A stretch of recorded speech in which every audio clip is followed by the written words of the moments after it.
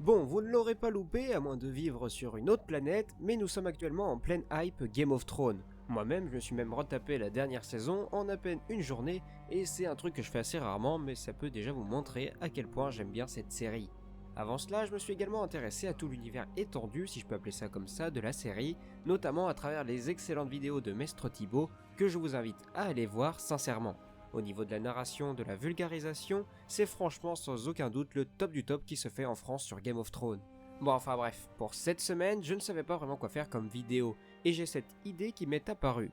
Quelles sont les références, les clins d'œil ou tout du moins les liens que l'on peut trouver entre Game of Thrones et Star Wars? Bon ok, je vous l'avoue, ce sera certainement pas la meilleure des vidéos que vous verrez sur ma chaîne, mais ça nous fera tous patienter en attendant les annonces de la semaine prochaine concernant l'avenir de Star Wars. Et en parlant de ça d'ailleurs, saviez-vous que les showrunners de la série, David Benioff et Daniel Weiss, ont été engagés par Disney tout comme Rian Johnson pour écrire une trilogie de films en dehors de la saga? On ignore encore complètement de quoi cette trilogie traitera, mais en attendant les rumeurs vont bon train concernant un possible retour de l'ancienne République sur le devant de la scène.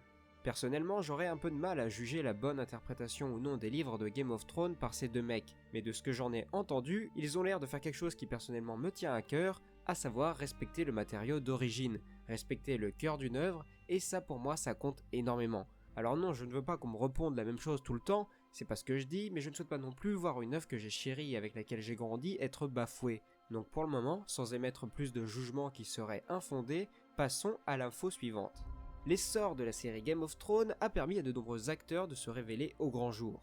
Parmi eux évidemment Kit Harington ou bien encore Richard Madden, mais cette série a notamment servi de tremplin pour Gwendoline Christie et bien évidemment pour Emilia Clarke, qui ont toutes deux réussi à décrocher un rôle dans la saga Star Wars. Certes peu important pour celle qui interprète le capitaine Phasma, bien que ça lui permette d'avoir une sacrée promo consacrée à son personnage, mais le rôle est très important pour la Reine des Dragons, qui joue ni plus ni moins que la première copine de Han Solo, et ça quand même dans un CV, eh bien ça fait pas tâche. Parmi les autres acteurs qui ont joué dans les deux œuvres, on peut citer Julian Glover, qui a tout d'abord interprété le général Wirth dans l'Empire contre-attaque, puis le grand maître Pycelle dans la série, mais également Max von Sydow, qui apparaît dans la scène d'intro de l'épisode 7 en tant que Lorsan Teka, puis en tant que la corneille à trois yeux dans la série. Mais il y en a aussi plein d'autres dont je pourrais vous citer les noms, mais je ne pense pas que ça soit la partie qui vous intéresse le plus, donc passons sans tarder à la suite. On peut également noter un parallèle entre l'apprentissage de la force par Luke et les leçons que donne la corneille à trois yeux à Bran Stark.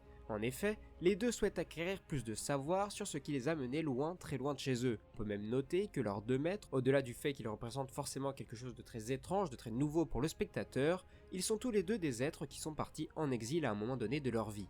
Dans les petits parallèles entre les deux œuvres, on peut également imaginer qu'il y a un lien entre Anakin et Daenerys qui veulent tous deux libérer tous les esclaves, même s'ils se rendent compte plus tard que ça risque d'être un poil compliqué. On peut aussi trouver que la relation ambiguë entre Leia et Luke se reflète chez Jon et Daenerys qui s'apprécient beaucoup, mais tout comme les deux personnages de Star Wars, ils ne savent pas encore qu'elles font partie de la même famille. Enfin bref, il y a certainement plein d'autres petits détails comme ceux que je viens de vous citer, mais je vous invite d'ores et déjà à partager dans les commentaires ce que vous avez trouvé. Autre chose que j'aimerais aborder maintenant, mais c'est le parallèle entre deux scènes que l'on peut retrouver dans ces deux œuvres. Et curieusement, je vois assez peu de gens les relever. Je vous parle bien sûr des scènes de l'arène. En effet, dans l'épisode 2 de la saga, l'attaque des clones, et dans l'épisode 9 de la saison 5, on trouve une scène d'arène qui, selon moi, ont énormément de points communs dans la construction. Vous pourrez remarquer qu'au début, on est là juste pour regarder un spectacle somme toute banal dans cet univers, si ce n'est que l'un ou plusieurs de nos héros se trouvent coincés au milieu de cette arène. On peut même noter que certains personnages font les kékés avec leurs épées, mais ça c'est un détail, visiblement quel que soit l'univers, les personnages qui se battent aiment plutôt bien se la raconter à faire des petits moulinets qui servent à rien. Mais revenons au sujet. À la fin du premier combat, on peut même supposer que l'issue de celui-ci ne plaît pas vraiment au public local, tout comme c'est le cas dans l'épisode 2. Dans la suite de la scène, on peut faire un parallèle entre l'apparition soudaine des Jedi qui débarquent par centaines au milieu des tribunes, tout comme le font les fils de la Harpie dans la série. Après cela, les héros sont obligés de se réunir au beau milieu de l'arène, entourés par un ennemi en large surnombre, qu'il leur est donc impossible de vaincre. Mais c'est sans compter le Deus Ex Machina du feu ou des lasers, ça dépend, mais au final ça en revient au même. Voilà les amis, je pense que c'est tout pour aujourd'hui, je vous avais prévenu c'était une petite vidéo, mais j'avais vraiment envie de la faire car ça faisait bien un an ou deux que ça me trottait dans la tête. J'espère que ça vous aura plu, pensez à mettre un petit like, à partager la vidéo et à vous abonner, et sur ce moi il ne me reste plus qu'à vous dire que la force soit avec vous.